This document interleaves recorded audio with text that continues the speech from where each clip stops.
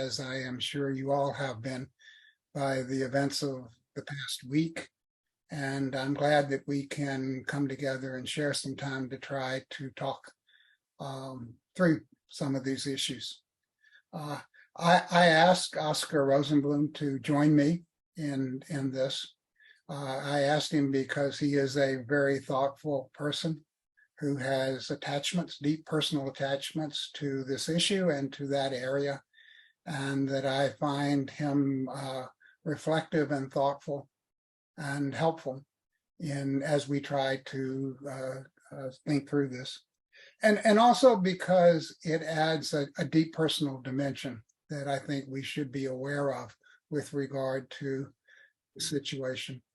And so the way we thought we would try to divide things up is Oscar would go first, that we'd be somewhere in the neighborhood of trying to do 15 minutes. He's going to be a little bit closer to that than I am, but we're not going to save time by my talking any further. So Oscar, let me kind of turn it over to you if I can. Okay, thank you very much, Byron. Thank you for inviting me and for all the work you have done in Northern Ireland and elsewhere on this topic.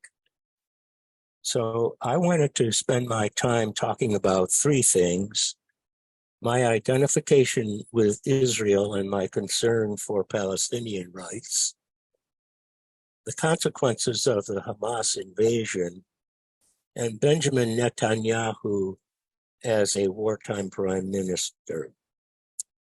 So my identification with Israel goes back to upstate New York in a small Jewish community where we had an Israeli flag in the synagogue as well as an American flag. So I was born in 1943, and so period growing up was after the Holocaust. And these things were very, very important. Some of my early memories of Hebrew school was my first essay that I wrote on Chaim Weizmann. Chaim Weizmann was the first president of Israel, and for doing that, I was given a book called Habibi's Adventure in the Land of Israel. And Habibi is a name that's both used by Jews and Arabs. And this was a story of Habibi's trip to Israel, and how much he enjoyed it. And it was one of many books that came out in the early 50s to acquaint young Jewish children with Israel. I can sing the Hebrew national anthem today, and I learned that in Sunday school. At our house, we had what's known as a tzedakah box. Tzedakah box, it was a tin box, and we put all our loose change in it. Tzedakah is the Hebrew word for charity. And these tzedakah box that we had was blue and white, and it had printed on it a picture of the state of Israel. We'd fill the box up and we'd give it to Ma, and Ma would take it down to the shul. And those boxes, as an idea, were formulated by an early Zionist group called the Jewish National Fund in 1901. And they used that money to purchase land in the Ottoman Empire. I naively thought growing up that everyone had the same reverence for Israel as I did. And then I was lucky because growing up in my hometown, I never experienced anti-Semitism. Then I got what I call the seventh grade shock. Seventh grade shock came in 1956.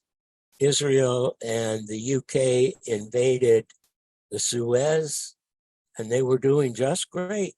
And I was all excited about it until my seventh grade English teacher, Miss Hannigan.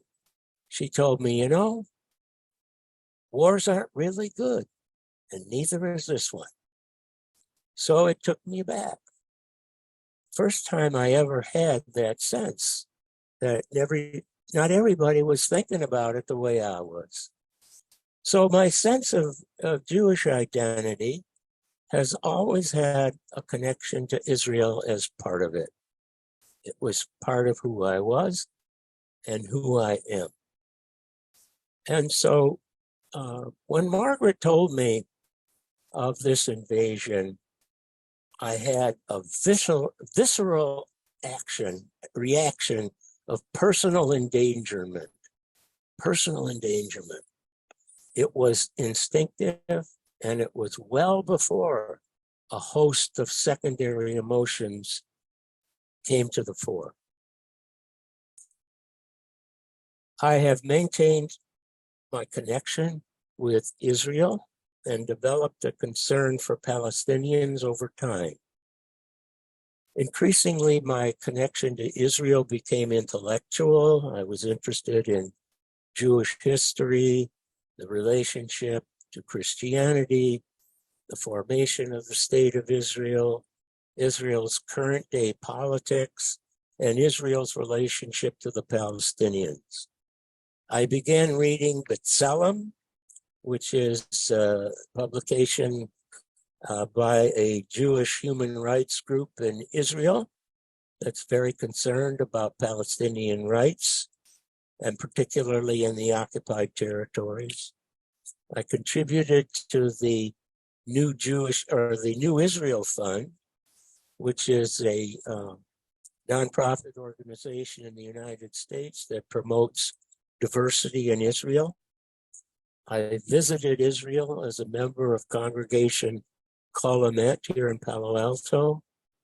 And at Colomet, among other things, I spoke out for a more balanced view of the Palestinians.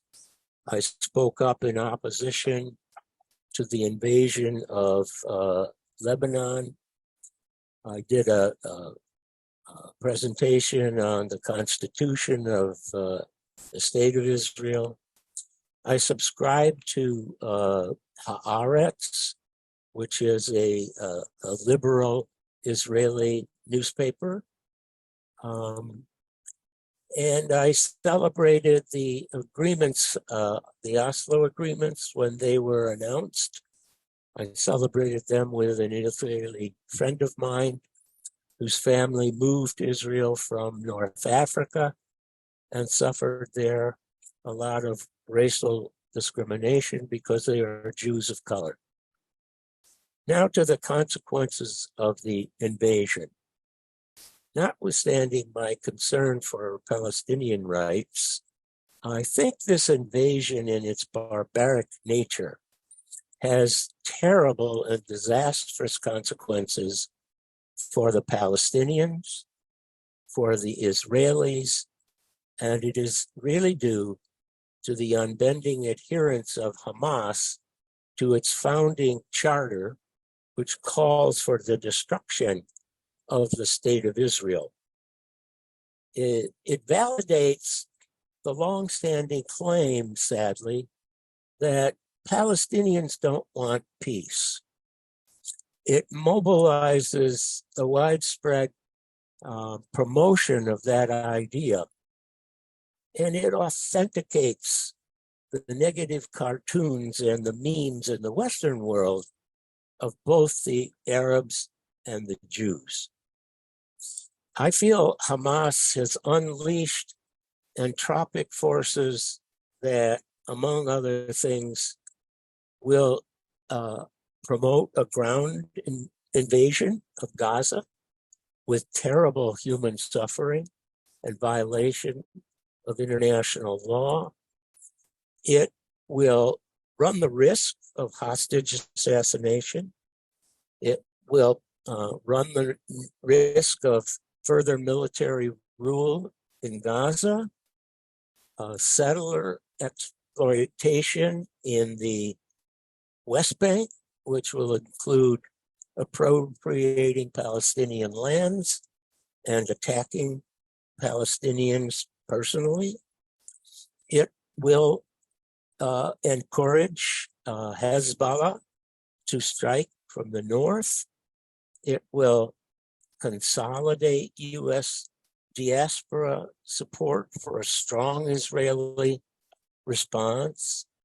It will promote the Jewish diaspora to circle the wagons around Israel, whereas most recently that had been opening up to more questioning. It will set back for a long time any peace negotiations with the Palestinians. It will threaten U.S. funding to Ukraine. It will delay relationships between Saudi Arabia and Israel. And it will be the death knell for the political left, both in Israel and in the United States and elsewhere, on the peace with the Palestinian topic. So now, how about Netanyahu? Netanyahu, in my mind, is a bête noire of current day Israeli politics. He casts a shadow on moderation. He casts a shadow on the search for peace, no matter how incremental. Netanyahu has opposed the Oslo Accords. He's opposed any two-state solution. He has opposed any good faith negotiation with the Palestinians. He has inflamed anti-Arab sentiment for personal political gain. More importantly, he has formed a coalition government with extremists. These extremists are intent on annexing the West Bank and on seeking to undermine the Israeli judiciary. By so doing, they are laying the foundation for an authoritarian regime in Israel. And this protects Netanyahu from coming to trial on claims of criminal fraud and ensuring that he can remain in office while his case is pending. The net result, as I see it, is that the Israeli government is compromised. It has now, because of its being compromised, extraordinarily vulnerability to excessive response, vulnerability to decisions made for personal gain, vulnerability to decisions that will divide the country, and vulnerability to alienating world opinion and international support. So in summary, I think as a result of this invasion, Israel, the Middle East, the Palestinians, the world as we have known it is now much more unsettled than it was 8 days ago. And it will continue to be unsettled because of all of the uncertainties that have been stirred up. And we now will be looking for, or I think there is a paradigm shift when we're going to have to look and see how can this be, the world be reconcatenated with a view towards the future, and hopefully a future with some formative results. So that's what I put together for us, and I'm now happy to turn it over to Byron. Okay. I want to later, after I finish what we talked, to open it back up. So if you have questions for Oscar or want to follow up with them, please hold them and we'll deal with them toward the end of this. But I want to thank you, Oscar, that it is clear that this matters deeply to you, and I appreciate your sharing that with us. I think it's important that we keep in mind that these same kind of deep feelings are found throughout Israel and Palestine. and we need to be able to hear those clearly. I'm going to do a slide presentation, and I'm going to figure out how to share this screen with you.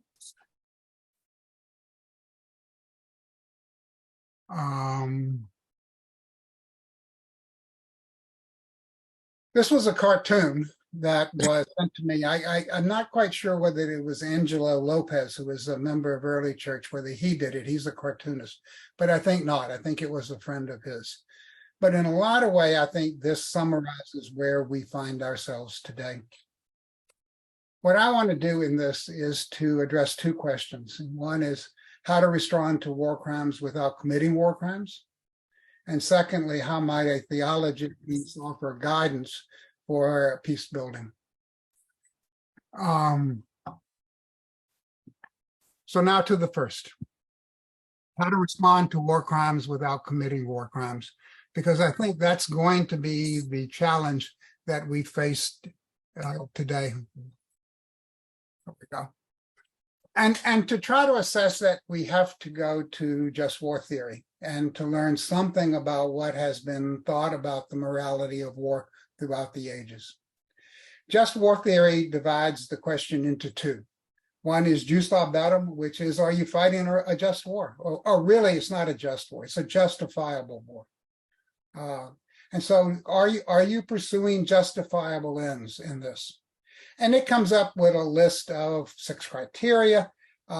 Just cause, right? It is a right authority that does it. It's done with the right intention. There's a reasonable hopes of success. That the proportionality, and in this particular case, it means that the goals sought are somehow weighed against the cost of the violence used, and that it's a last resort, that there's no other ways. In general, I think that each of these categories is big enough to drive a truck through, so that as you begin to do so, they become nothing, but they just dwindle down into nothing. I'll say something about how they are evolved that I think are really important in just a moment. The second part is the just conduct in war, justus in bello, and that it revolves around 2 principles that still have big standing, great standing in international law and in international thinking about armed conflict. One is non-combatant immunity, and the second is proportionality, minimum use of force. I'm going to come back to both of those in just a second, but let me move on to what I think it has been evolved. So that legally justified law in the international law of armed conflict first became that it outlawed wars of aggression. So that anything that was undertaken as an aggression to gain things against another side was outlawed. And so that, as I said, the problem is that it didn't really offer objective criteria. The just war theory didn't. But do it because it was awful hard to figure out where justice lay. And in most cases, justice didn't lay on either side. And so as it went to to then being reduced to outlawing wars of aggression, it went further. And actually what is a legal justified war is war that is done to protect populations. That countries have an obligation to protect their population. If they don't protect their population, they get overthrown. It's as simple as that. So that each government, each state, each nation has a responsibility to protect its citizens. And it also has, and this came up in the Bosnian War, it also has a responsibility to protect those who are being innocently attacked other places. So that it was not a legal war in the case of the US bombing in Kosovo, but it was a moral war because it was seeking to protect vulnerable populations. So those becomes the reason, justifiable legal reasons in the laws of armed conflict for engaging in war. Just conduct in war still adheres to the principle of non-combatant immunity and proportionality. And I want to say a little bit about those. I'd be glad to let me just say also that I'd be glad to make this PowerPoint available to anybody and also send them articles if they would like to know. The best explanation of non-combatant immunity that I've ever read was written by a friend of mine, Avishai Margalit, in the New York Review of Books. And he basically said that if, and he was reacting to actually rabbis in that were affiliated with the UDF, the Israeli Defense Force, by saying that they had a right to protect their students, their soldiers, over the right to protect non-combatants. And he took offense at that and took exception to it. And he said, what non-combatant immunity really means is that you're going to, in this particular instance, that Israeli forces invading Gaza, which I'm sure they're going to do, need to treat the non-combatant Palestinians as if in the same way they would treat Israeli citizens. That they would afford them the same kind of concerns, the same, because they share the status of non-combatant immunity. Now, non-combatant immunity is a special circumstance in a special circumstance. So the first special circumstance is that you're engaging in war. And what it says in war is that there are certain things called soldiers who are authorized to inflict harm and injure folks. We don't hold them the same kind of way accountable for those as we do in normal times. They're able to kill folks, and we don't try them for murder. They have special status, and they have special training, and a special authorization in a state of war to inflict harm. That also creates a second category, which is those that are exempt from that. And so you are not able to attack non-combatants. They have not been, because they're innocent. They're not innocent in some metaphysical or moral sense. They're innocent in the fact that they aren't engaged in the activity and promotion of injuring. So that if you find people who are working in a arms manufacturing, which is promoting and furthering the power to injure, they're not non-combatants. People who would engage in support of the army through making KP rations they're not, those who make rations aren't feed troops. They aren't engaged in injuring itself. So they are literally non-combatant immunities, where those who engage in the creation of weapons aren't. But that's one of the distinctions. And the distinction is that you, in this particular place, which is really important, is that you owe the non-combatant Palestinians in Gaza the same kind of rights and considerations that you would give Israelis who were in Gaza. And I think that's really important. It's a very high standard. Before I say a little bit about these standards, let me go on to proportionality. Proportionality basic means that the minimum use of force. And the best example, I think, is if you're driving down the road and or you're on a patrol, but not driving down the road, but on a patrol, and a sniper shoots from you from a building, the top of a building. You don't have to just shoot back to them. That's not proportionality. You could draw in a tank shell or something else to take out the sniper. What you're not able to do is to blow up the block to get that sniper. You aren't able to use excessive force to go at it. So proportionality in this case is that you use the minimum force necessary to obtain the objective. So that you can target the sniper, that's legitimate, but you aren't able to blow up everything around it in order to get that sniper. Now we're going to see an urban guerrilla war, and it is going to be bloody beyond belief. There is no way you can engage in this stuff in which there are not a lot of folks injured and hurt and killed. That's in the coming weeks. And so we need to be able to assess how this war is being conducted. And what I think is that, yeah, it's very difficult. When you put soldiers in situations, they react. They may do things that violate this. But you ought to be able to plan, when you get a chance to stand back and plan operations and look at operations, to take these into account. Now, are they always going to be honored? No. But you can do one of two things. And what really the rabbis just said was that they would lower the standards. They would loosen the kind of criteria that would allow Israelis to engage in kind of civilian counter with that. I think that's wrong. I think that the appropriate response is that you hold high standards, but you say to people, if you violate them, you're going to have to answer for them. You're going to have to explain why it is that it was necessary for you to do so. And if it is, then we'll excuse it. If you make a good case, we'll make you excuse you. If not, we'll hold you accountable as a war crimes for violating non-combatant immunity and proportionality.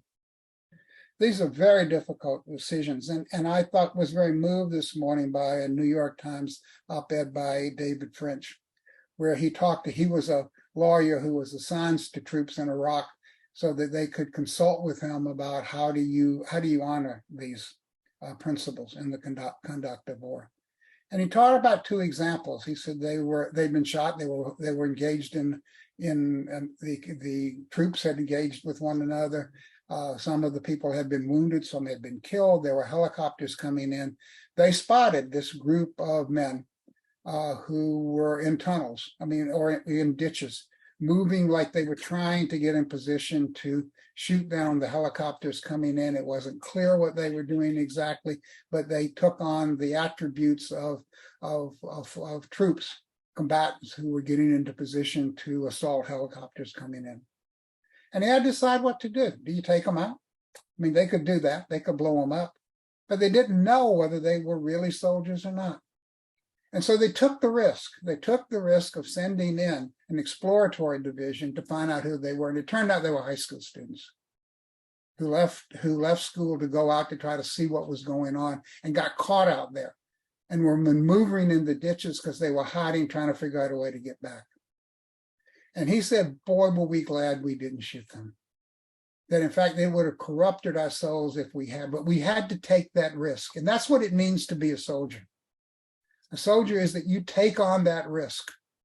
You're marked off with special status. You supposedly wear a uniform. You have other insignia that indicates that you have that special status as a soldier. But with it comes the responsibility to take risk on yourself rather than inflict it on non-combatant immunity. That time it worked out. He told him another time in which they stopped a car at a checkpoint. The car took off. They didn't know who was in the car. It may have been terrorists. It may have wasn't. They caught the car, pursued the car, tracked it down, stopped it. There was a suicide bomber in it. He blew himself up, and he killed some of the members of David French's unit. It didn't work out that time, but it was nevertheless morally responsible for them to do that. That was the risk that they took on in being a soldier. And it's taking on that kind of risk which makes you an honorable soldier. We're going to be making decisions about that. We're not going to know everything about it. We're going to see all kinds of propaganda. But the important thing to remember in this is that these principles in the conduct of war hold whether the other side has a just cause or not. In that sense, the legally justified war is independent of whether you fight it right. You fight a just war, even if the other side is fighting an unjust war, in your opinion. You're held to these principles. And so I think it's really important as we move forward, because we're going to hear a lot of stuff which is just moral chaos and confusion. We're going to hear that, yep, the Palestinians, the Hamas had a justifiable reason for going in and slaughtering people in Israel. They didn't. It was pure terrorism and nihilism. There is no military objective or anything in furthering the Palestinian cause that Hamas did. And so it does justify, I think in my case, there is a legal justification cause for destroying Hamas's ruling ideology. And I'm going to say a little bit more about that in a minute. But that doesn't relieve us of any responsibility for conducting the war in Gaza, or hoping that Israel conducts the war in Gaza in adherence with these two principles. So I just want to make that point. The second thing, which is there a just cause involved in this? And I think that there is. I think it's a legitimate, justifiable cause to destroy Hamas's governing ideology. But the question becomes, what next? I mean, what comes after that? And that is really, really, really critical.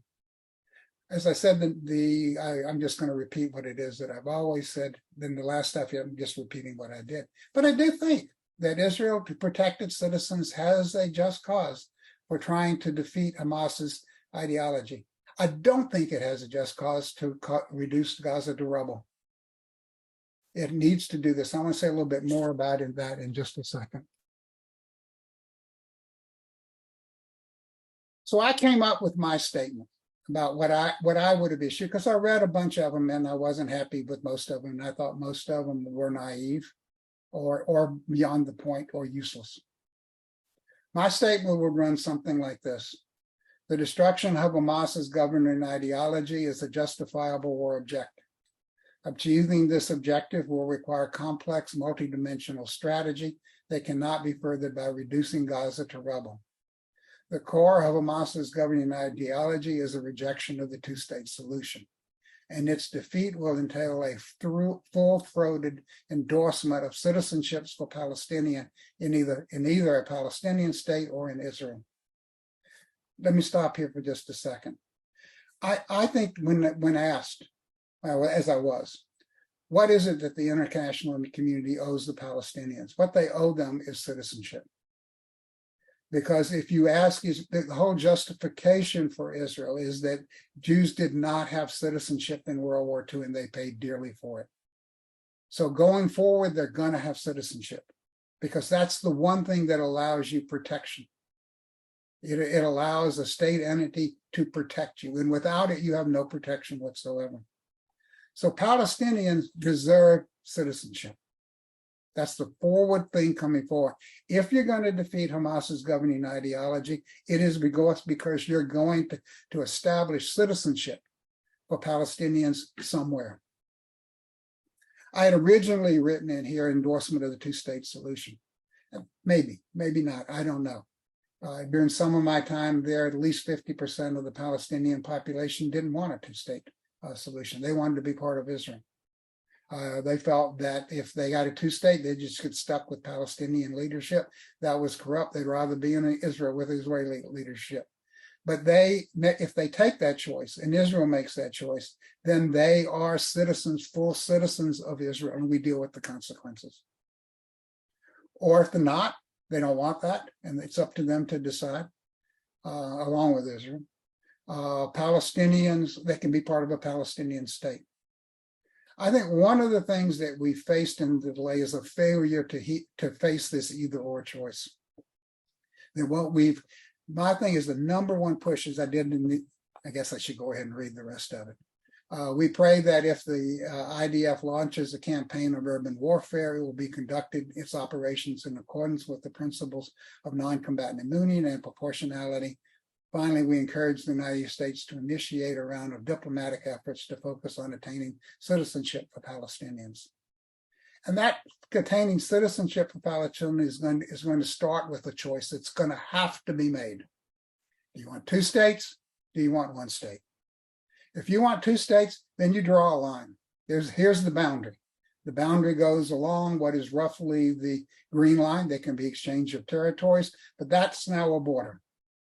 If you have an Israeli settlement that's in Palestine, you can stay there or you can leave. But if you're going to stay there, you're going to live in a Palestinian state. If you leave, that's fine. You can go live in Israel. Either side can move as it wishes. But we're going to have two states, and we're going to deal with and live with the consequences of having a two-state. And they're going to be considerable. If we're going to have one state, which is fine, then there are going to be settlements. We're going to all be full citizens. We're going to encourage settlements, in fact. We're going to encourage Palestinian settlements. We're going to encourage Israeli settlements. There's going to be settlements all over the place because this is now our country and we're going to deal with it. That has severe consequences and dilemmas that we're going to have to face. But the reality and the hard truth is, whichever one you choose, you're going to have to deal. We're going to live and deal with the consequences, and it's not going to be clean sailing either way. But the diplomatic push is for the United States to say, where are Palestinians going to be citizens? That's the question that has to be put forcefully forward.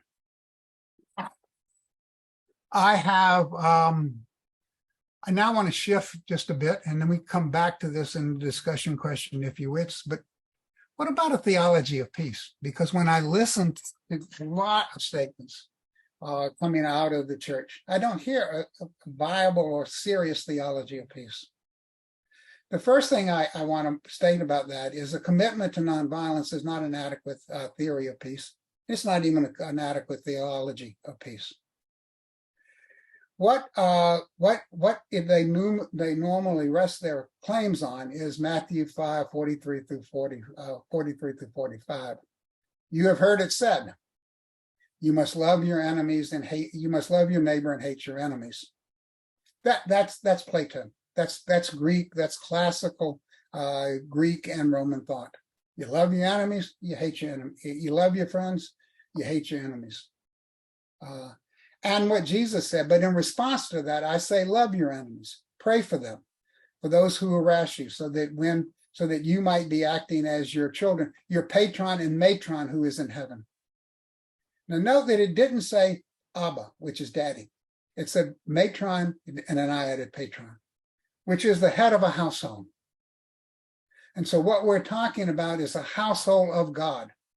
The God is our patron, matron, who is our household, the household of God, who is for it, which is the household for all those who don't have a matron or a patron. Your security in the Greek and Roman world depended upon your household standing, where you were. And without that, you were defenseless. You were like a person who had no citizenship.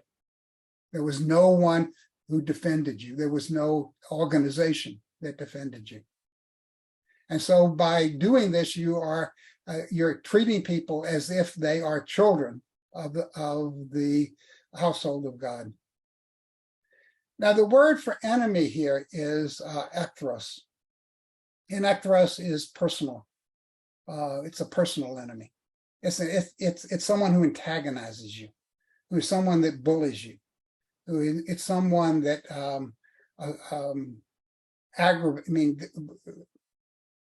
insults you, goes at you, but it's personal.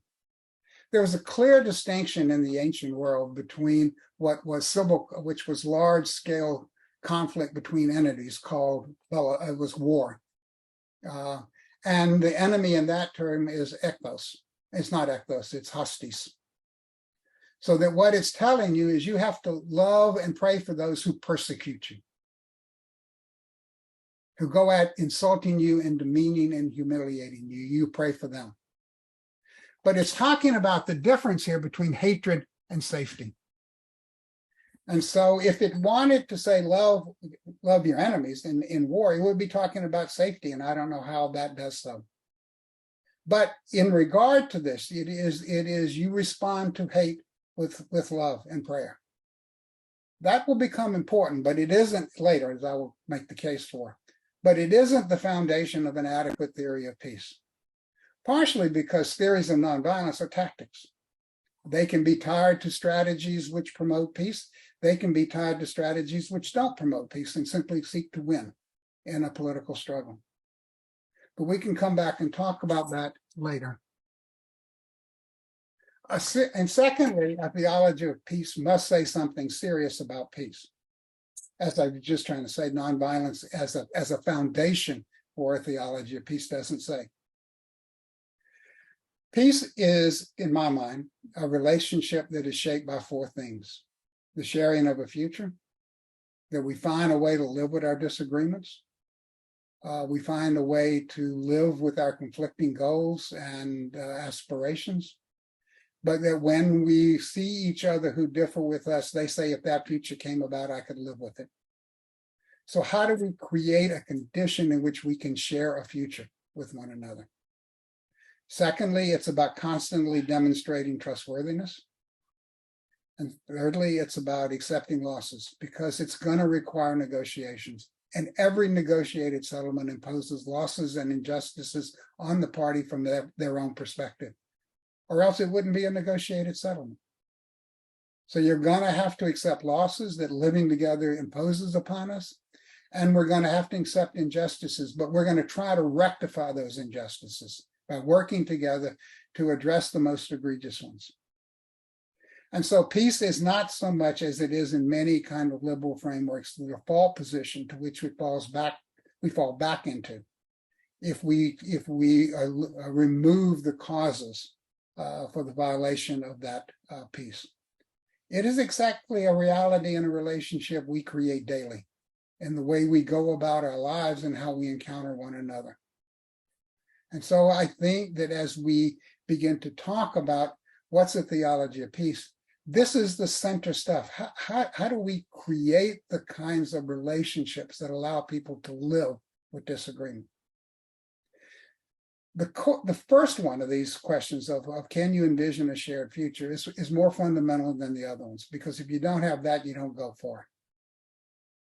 But we find ourselves oftentimes in this one, as we're not knowing what a vision of a shared future looks like. I mean, I find that increasingly in our country today. I don't know what sharing the future with those with whom I disagree look like. And so if I don't, then I have to fall back on three other things that give me insight into how I construct that shared future. And it centers on the principle that peace building is not about reaching agreement, but it's about making disagreement safe. Now that's a radical shift from what most of us have learned. We kind of think that when we do peace building, what we're doing is bringing people together and find out that they have a common humanity and they can actually agree. Maybe that happens, maybe it doesn't. But what is central to peacemaking is making it's safe to live with the disagreements that we have. And I think increasingly we're going to have to focus on that both in the Middle East and in politics here in the United States. And the way we try to create those relationships which make disagreement so is that we foster dignity, we safeguard livelihoods, and we encourage respect. The difference between fostering dignity and encouraging respect being that, since they're sometimes used interchangeably, is that dignity has to do with how I think about myself. Respect has to do with how I think about you, someone else.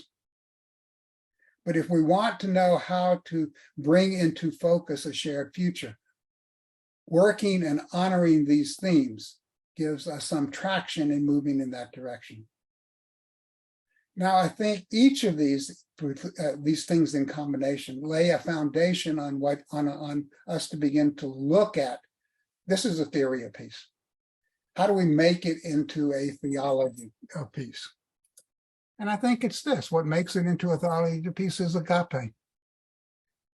We live in a broken world filled with broken people, and our belief and conviction is that agape heals. One thing that I find really important about the church that helps us together save our soul is that we are not a community bound together on our strengths, on our virtues, on our righteousness. We are a community that's bound together because we are broken human beings. And we live together as broken human beings. And we encounter one another as broken human beings. And that we believe and trust on the willing of good, which is what agape is. The willing of good will heal us together with our fellow human beings and as a community as a whole. The political goal is reciprocal goodwill. Agape is goodwill that does not depend upon a reciprocal response. I will you good whether you persecute me. I will you good whether you hate me. I will you good whether you do harm to me.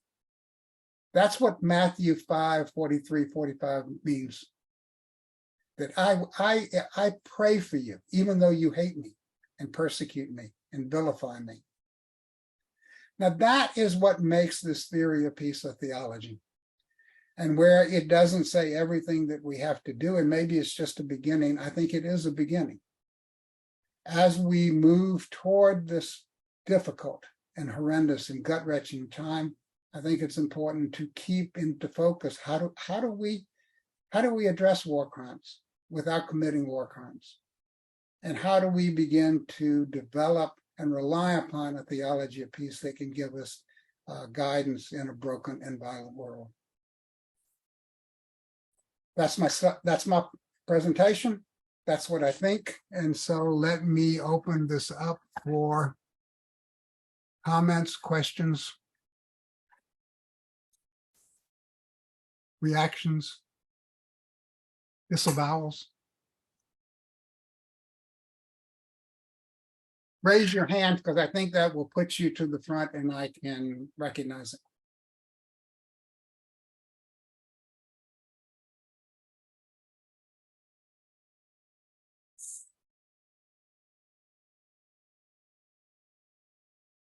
Well, what isn't clear to you?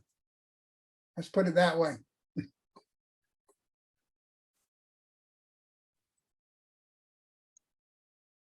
Leaf.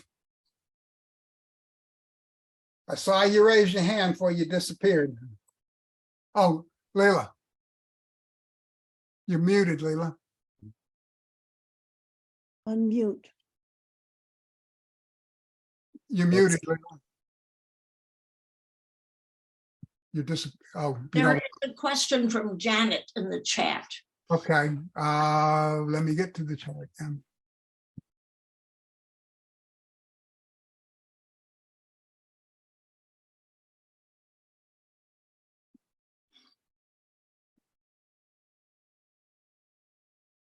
The question to that is, Janet, I don't know. I haven't been paying a whole lot of attention to what Biden has said or didn't say about it. If he hasn't urged the conduct of this war and that it be conducted in according to just war principles. If people are approving. Oh, I see. You know,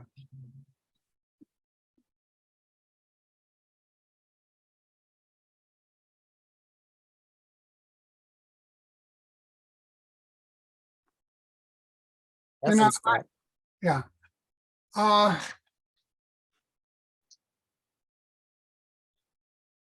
mean, the second question that's in the chat has to do with complicity. Yeah, I wish we didn't provide them with that. And I wish we did more things about it.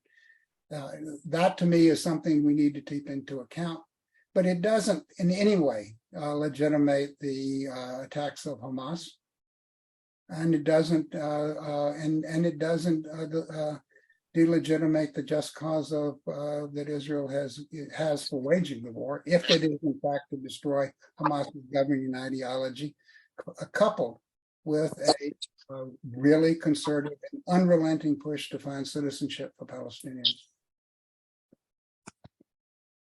Evan.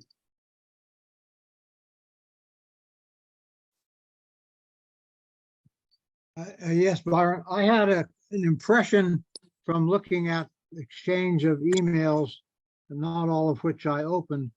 I thought that that you had taken some position or indicated something, and then Oscar had disagreed. And at your opening this afternoon, you said something about reflecting some conversation with Oscar.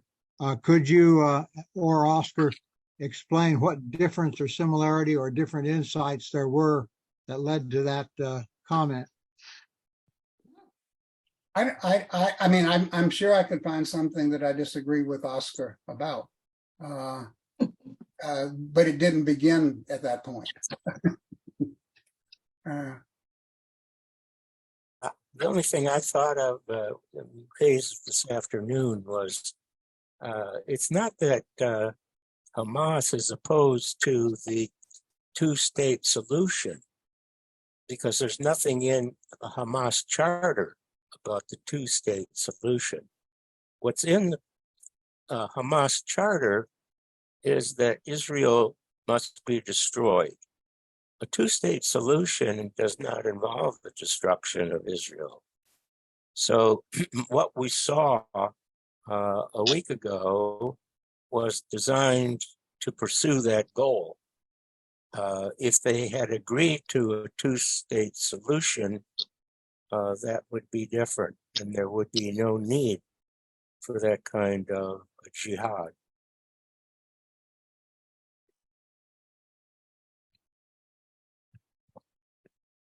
Jim Lerner. My question is simple.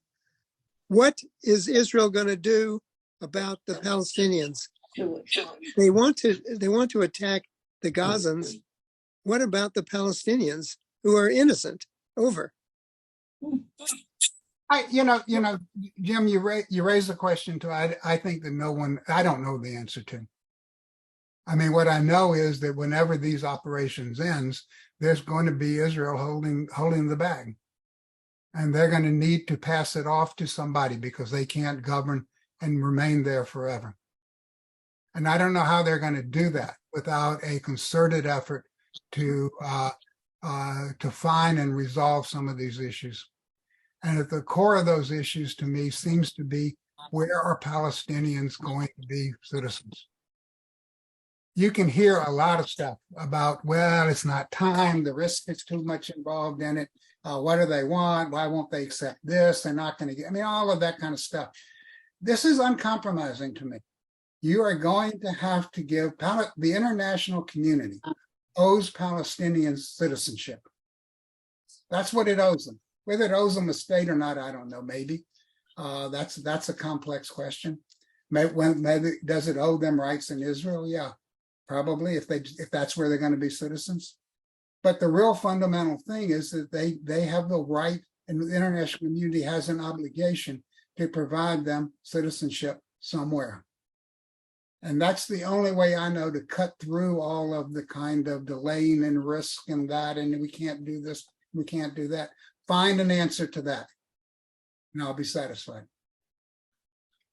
Another aspect of that, Byron, is that it must be citizenship of an equal quality.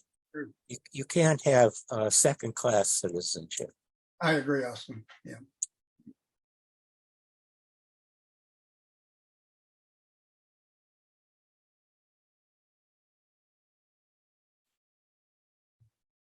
There's So this has been very helpful, both of you, for being able to read the paper and listen to the news and reflect on it and try to understand it. Beyond that, I'm looking for things to do, courses of action that I can take that are justifiable. And it may be too soon for that. Are there organizations that you would call our attention to pay attention to calls to act?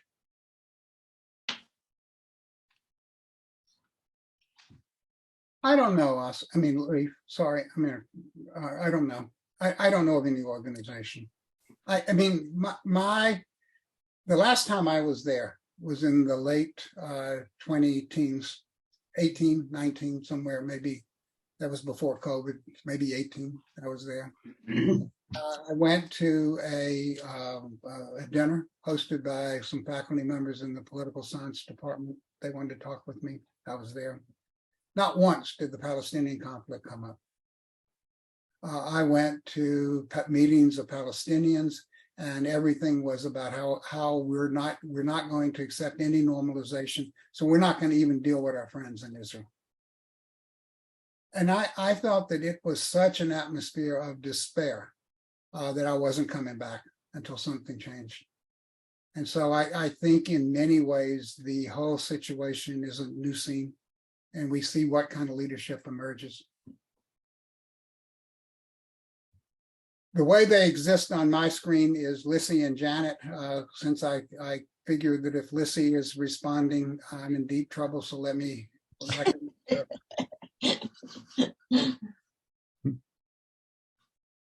Yeah, I had a question for Oscar. What if Hamas is not against two states, but it is for destroying the Jewish people, pushing them into the sea, or what, as we've heard for years? Do you mean that they don't plan to destroy the infrastructure and buildings and stuff that Israel has created over since they became a state, and just take it over? Is that what I didn't understand what that meant? Because usually my understanding is that they wanted. Yeah, okay. I don't understand what you meant by that. well, I'm sure I'm glad that question is to you, Oscar, not me. You know, the charter calls for the destruction of the state. And so I think what that means is you destroy the legitimacy of the state.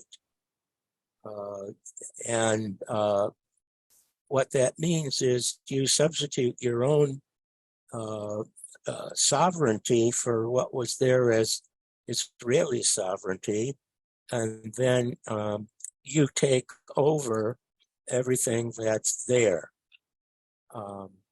That's the way I would interpret it. Janet? But I also think that people should get a copy. If you go to Wikipedia, you can read up on the Hamas charter. It's very informative. So this is Janet, and just in a partial answer to Leaf's question, the two groups that I am sending more than usual money to are the World Central Kitchen and Doctors Without Borders. I just think, you know, I don't feel like I have a dog in this fight, but I'm just worried about the humans who are suffering on both sides. So that's what I think I give to both of those organizations monthly already, but I'm gonna up that. Thank you, Janet. That's very important information. Let me say one thing that came up in early church today that I think is important, and that was about the calls for non-combatants to move south in Gaza, and whether that was legitimate. The displacement of populations is a war crime. I mean, that's clear. It is one of the best ways to protect non-combatant immunities is to move them out of the combat zone. And so that in itself, by itself, seems to me to be a positive act, provided that there is safe travel, that there are facilities to support those refugees there, they are given the time to make that travel, and that they are guaranteed the right to return afterwards. And so that if I think that the problem is that my disagreement is, and what I find to be a war crime, is that you have 24 hours go, where we do everything we can to prevent that. If we were to provide safe conduct and the resources to support them and the guarantee that they can return, that seems to me to be a very moral thing to do.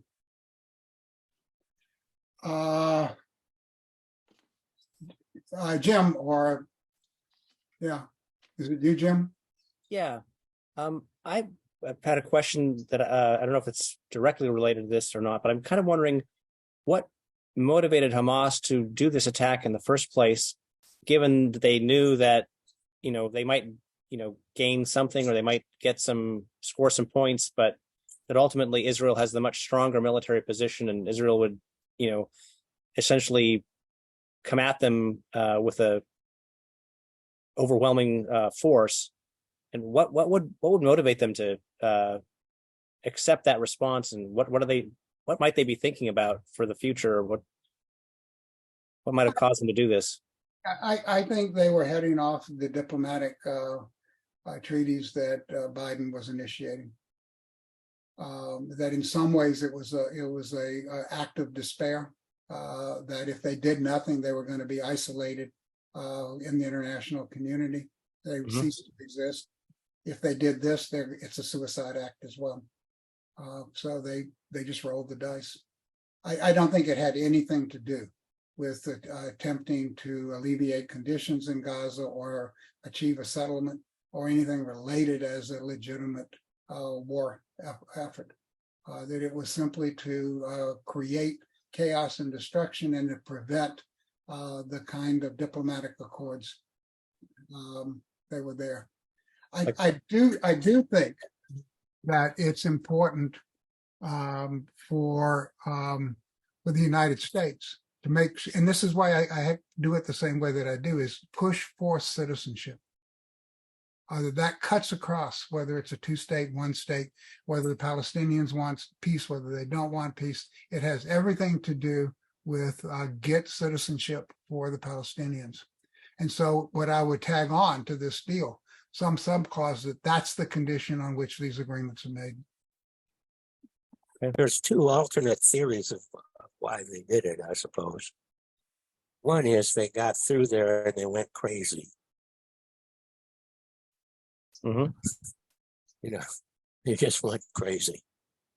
Another one, and I read this today, has to do with a combination orchestrated by Iran, where you would get a southern front, which Hamas has established in Gaza. You would then draw the Israelis in there. Hezbollah would come from the north and come down. After all, Hezbollah is much more heavily armed than Hamas. And so then Iran would support both, and they would come together, and that would destroy Israel. I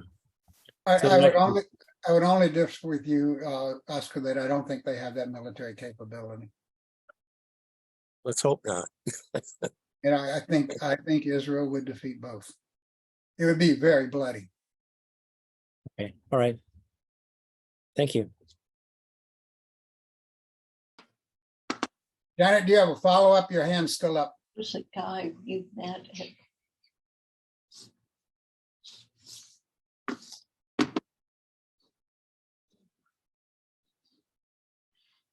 Well, I guess our time is over. If any of you would like a copy of this PowerPoint, I'll make it available to Jane. Or Jane, do you have a question? You're muted.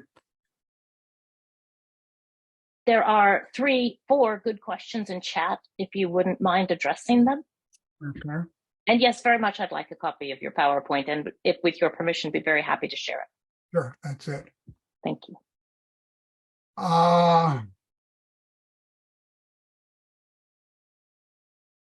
To David Monroe, let's start from the thing.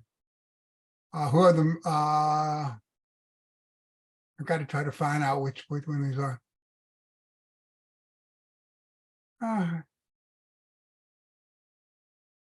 I think they probably, Putin and Netanyahu's government is, in my opinion, is over. He's through. So I don't think he gains from this. I think he gets discredited and dismissed. Putin probably does, since it diverts attention and resources away from Ukraine and to, and so I think that he probably gains from it. Who has something to gain by this? War manufacturers, which ones to gain from that? I don't think this has anything to do with war manufacturers. They're bad enough in themselves, but they're not. They didn't have anything to do with instigating these last exchanges. I mean, this was done by Hamas. And I just don't see the war manufacturers having that influence on Hamas. You've spoken of building a home together as a key motivator for peace. What is the core concept? Is the core concept this, or does it seem to be operating as well in this current situation? Is it, and I can't see it? Let me see if I can understand the question.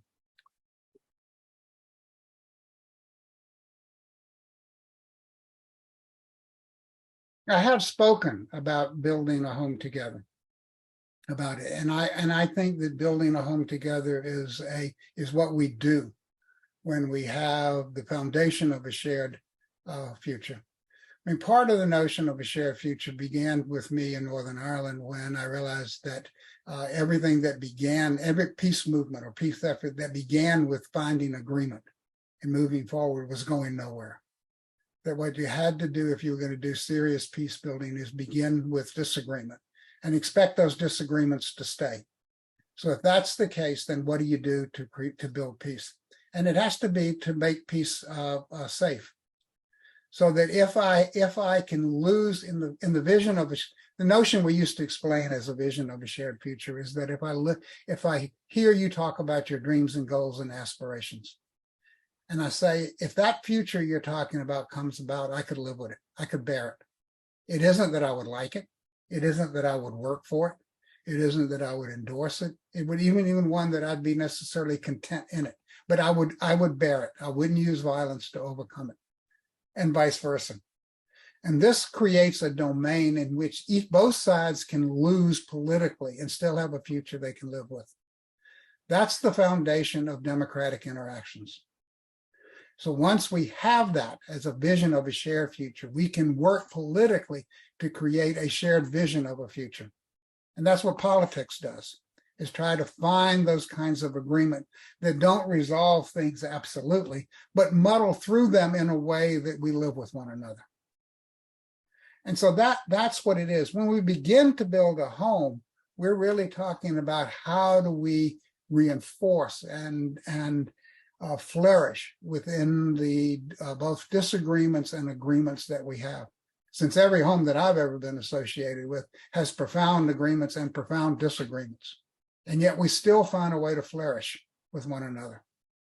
And so I think that's what it means. Mohan, if you were getting to more than that, unmute yourself and say. No, that is perfect, Byron. Thank you so much. Yeah. Well, is it working here though? What I need, I got that concept, and I think it's a powerful concept. I just wanted your opinion about whether even in this conflict that works, that could work. Well, if the Palestinians and both Israelis, I mean, they both have to figure this out together. Want one state. I mean, so if Netanyahu says these West Banks, they're Israel, we want them to be part of Israel, and Palestinians say, yep, that's fine with us, we'll be a part of that, then you really are talking about creating a home. I mean, how do you create a home where both Israelis and Palestinians both have citizenship and feel at home in Israel is essential. If we're talking about a two-state solution, these things are somewhat, then the home is the Middle East and they are separate entities. How do they live with one another, given that they're separate organizations at that point? How do they relate to one another? Hopefully with very porous borders and great exchanges. Once you have those kinds of borders between things, the task becomes make the borders unimportant. Now, if that gets translated into creating a home, that's fine. But I think it's really clear if it's just kept with make the border unimportant. Let's see, Diana had one. Two groups on the ground who included. Mine isn't a question. Thank you, Byron. Okay. This was in response to groups to support Combatants for Peace and Parent Circle are amazing, and probably much like the Women's Wage Peace group, they always combine equal Israeli Palestinian, and they kind of live by what Byron has outlined in terms of it's not easy and there's a lot of give and take. And their statements recently have been very profound, and they're both actually supposed to be in the area if they can get out safely. I know the founders of the Family Circle and Combatants for Peace, and I highly endorse them. Thank you. I'm glad these are really, really brave and courageous. I guess brave and courageous are the same thing, but they're really special people. Also breaking the silence. Yes, right. And they, the family or parent circle is pretty sure they're going to be able to be here, and we have a date and a place. So I encourage people to come and hear them. They're also doing occasional vigils. They had one this morning, Zoom vigils. So Byron, just to comment on the border question. In some sense, I think we're back in 1948, except Israel has now more power than it had in the 48 war. But the border has always been a question, and the partition in Israel, of Israel, has always been an issue, and there have been, even before the Israeli Declaration of Independence, there were proposals for dividing the land. And I don't know that people fully understand what it was that determined the boundaries of Israel to begin with. But those boundaries came out of the mandate of the League of Nations, and those boundaries were drawn, and it was a very artificial set of boundaries to begin with, because there was no Israeli state and there was no Palestinian state. There were just remnants of the Ottoman Empire that had been divided up. And so when the British withdrew after World War II, because they could not resolve the dispute between the Palestinians and the Jews, they turned it over to the United Nations. And there was a Scandinavian diplomat who drew up a partition plan. He was then assassinated, probably by some Israeli terrorist who ultimately became prime minister. But that partition was denied by the Palestinian and the Arab world. The Israelis accepted it, and then war broke out. So the whole question of the boundaries has a long history. And where we are now with the boundaries and the future of that, I don't know. But also important to keep in mind is the 1967 war. Prior to the 1967 war, Jordan controlled the West Bank. And the West Bank is a huge plot of land. And so it was with the victory in 1967 that the Israelis had under their control nearly 3 million Palestinians that they didn't have before. And they also had the Gaza Strip, which they didn't have before. And so these two factors have entered in to the whole question of boundaries. There was no question before 67 about where the boundaries were with the West Bank. So the Green Line was the so-called Green Line, was the line that was developed as a result of one of the early armistice agreements. No, it's called the Green Line because they used a green pencil. They were grease pencils, and they couldn't actually, they were so thick, there were points where nobody knew exactly where it was referring to. But it's called the Green Line because of the green grease pencil they used to draw on the map, which was basically where the troops were. I mean, let me add one thing about it, and that is to the late aught years, 2008, 2009. I wrote some stuff, and it was called Creating Mandela. But it was basically, the thing is that the era of negotiations was over.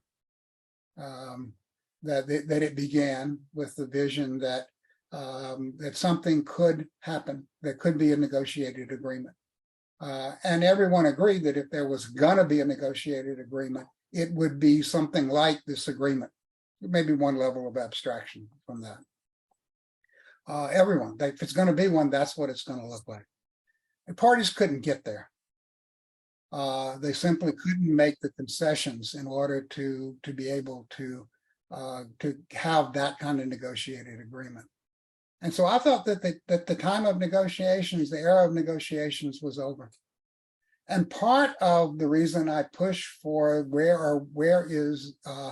why there needs to be citizenship, and that's the focus, is that it isn't negotiating the boundaries and borders. It simply says, here they are. Which one do you want?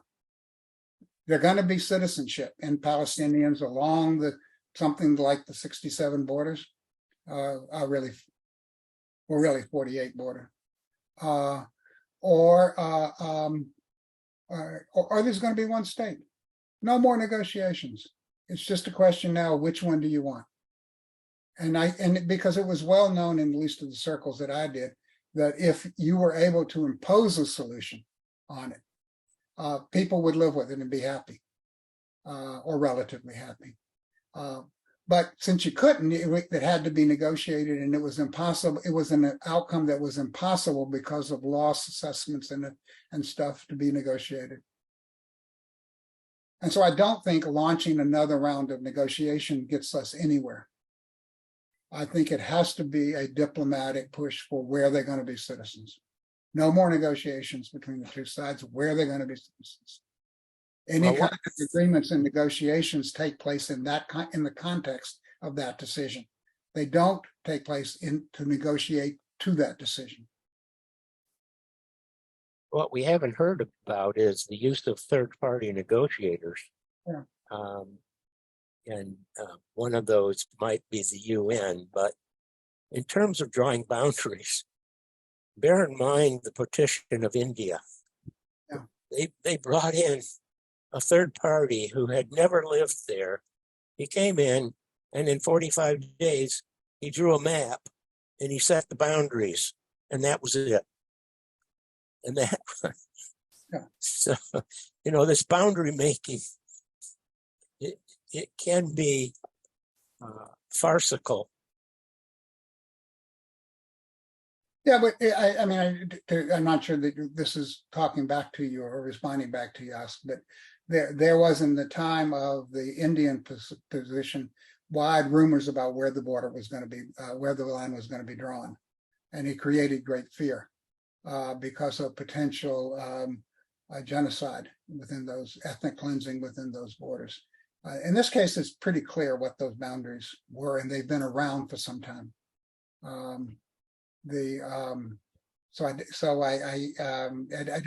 don't think it is as dangerous a situation of creating them out of nothing. I think the point you raised about fear, though, Byron, is a critical one.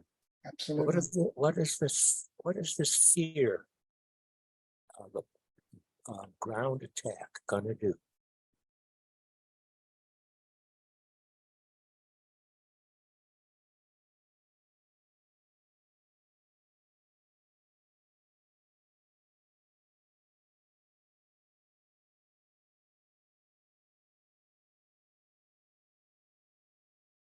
Maybe you should wind us up with a prayer about it. Mm-hmm. Yes, I will. I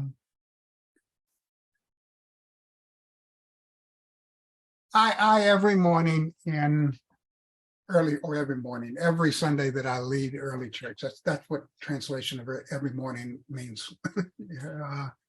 I read a prayer from a book called Prayers for Dark People by W.B. Du Bois. And I take them and rework them. They're dated, they were written a long time ago. But they speak to the long-term aspirations and struggles and faith that is needed in troubled times. And so I pray this one from him this afternoon, and I prayed it this morning as well. We ask thee today, O God, for better government in this land, for a keener sense of responsibility among those in authority, remembering that public office is not for private gain, but for the greater good of all. Give to those who we choose as officials equal realization of the great responsibility that rests upon them, knowing that a land is, after all, what its voters make of it. Let us realize, too, that even we, the disenfranchised, have our duties. The duty of preparation, the duty of careful observance, the duty of intellectual criticism. All these things go to make a civilized state. And we ask you give us the power through faith to help to create them. Amen. Amen. Thanks. Thank you. Thank you, Byron. Thank you so much for leading us. Thank you, Byron. Thank you very much. Yes, indeed. Thank you, Byron. It's great. Great. Good to see you, Jim. Good to see you. Guy, I'm going to win you over to Auburn. Georgia, maybe Georgia Tech. Not Auburn. Certainly not Georgia. Maybe I've backed Georgia Tech since I'm an alum, but Okay. Listen, I really, really wonder how the Israelis are going to invade that country and not kill a bunch of innocent civilians. I don't understand it. they're not. They're not. The answer to that is they're not. Think of what would happen if they did. Well, they are going to, I meant it the other way, which is they are going to invade and they are going to kill a lot of innocent civilians. But they are. Yeah. I pray that they don't. I mean, whether they invade or not, that's a separate thing. I pray they don't kill a lot of innocent civilians. I don't see how they don't. Do you think Biden and Blinken are working on that? I think behind the scenes they are. Yes, I do too. Yeah, I don't think because they haven't said anything in public that they haven't said anything. Right. I don't think there's anything that's going to stop the Israelis from making a ground invasion. The only question is whether they can exercise any restraint. I agree. I agree too. My question is, sorry, go ahead. No, go ahead, please. My question is, how are they possibly going to know where all of their hostages are and avoid them? They're not. I read an article in Haaretz just today by a man who was involved, he's 88 years old now, in many of the hostage negotiations. And his advice is, one, to the leaders, don't meet with any of the hostage families. Absolutely. Don't meet with them. Because if you meet with them, your heart will melt. And you won't be able to do the ugly job you've got to do. And his advice is, conduct the war to win as though there were no hostages. And there's some wisdom in that. And his argument is that Hamas has benefited from hostage holding. And over time, the number of hostages that are released, of the Palestinian hostages that are released by the Israelis has gone up. Now it's 1,000 for one.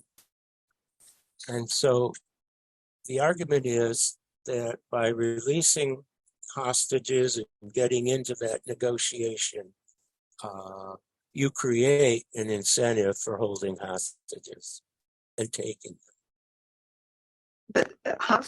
The whole issue of hostages and every single Israeli citizen is so incredibly important to Israel. I think the man has wisdom, but that's my perception, that they must be really struggling with that. I think that is the point that David French was making in the article that Byron pointed out. What's going to happen to the soul of Israel right now, and the atrocities that are possible going in there, and then the whole question, like the Vietnam soldiers who came back, what's going to happen to those Israeli soldiers who come back? And I read today in Haaretz, you can see that's my great source. There was a situation where there was a group sent down to the border of Gaza to repair things. The group was led by a military person who had, before this invasion, participated in opposition to what's going on with the judiciary reform, so-called, and had written a letter to that effect. Well, Netanyahu says, I will not work with that person. And they set up another group to do the work. So that's one indication of what has happened and what's happening in Israel. Talk about agreement. They can't work with each other.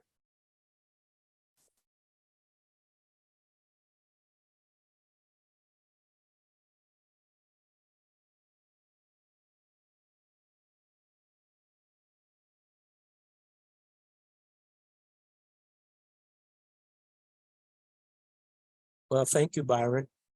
Thank you, Byron. Thank you, Oscar. Thank you, Peace everybody. be with you. Many thanks to you both. Yes, thank you both. Thank you.